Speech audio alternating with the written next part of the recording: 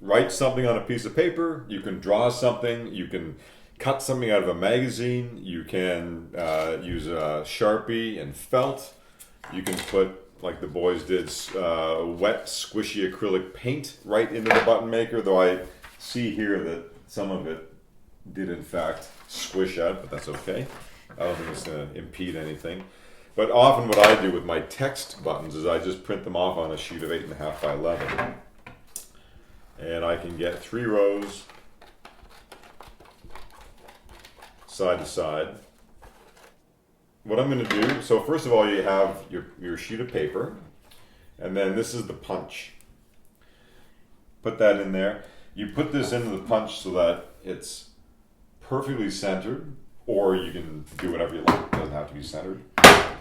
That's just the expected, that's what culture expects of us, society, that it would be right in the center. And for these ones, I think that makes sense.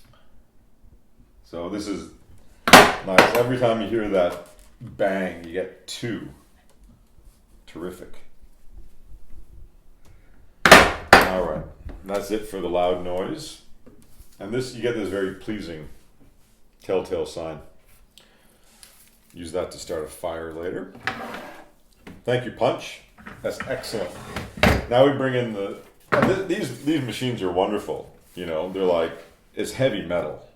It's like a little industrial, you know, manufactory, this thing. So there's 3 parts to a button, 4 parts if you're doing it as standard kind of a button making. We have the art, or the words, or the text, or whatever you want to call it. Then there's the front and the back of the button. So this is the domed,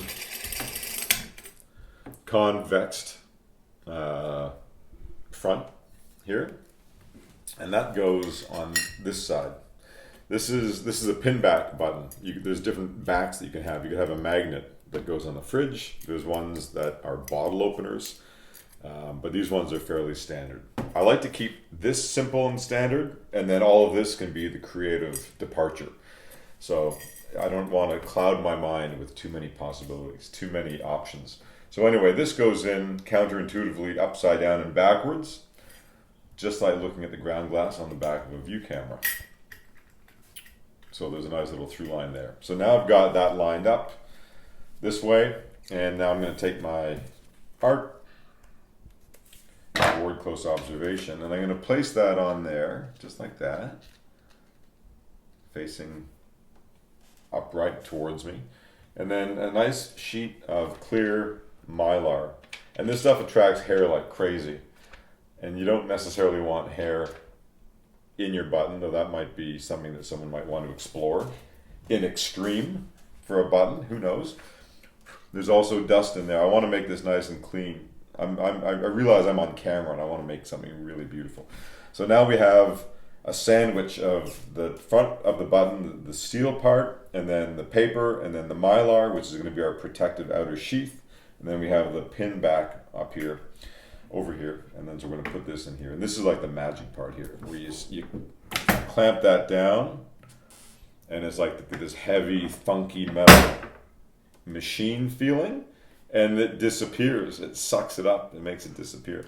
And then you rotate this like that, and then this is where it fuses the front and the back together. And then this is totally the magic part. This is like where the button comes out, just like that.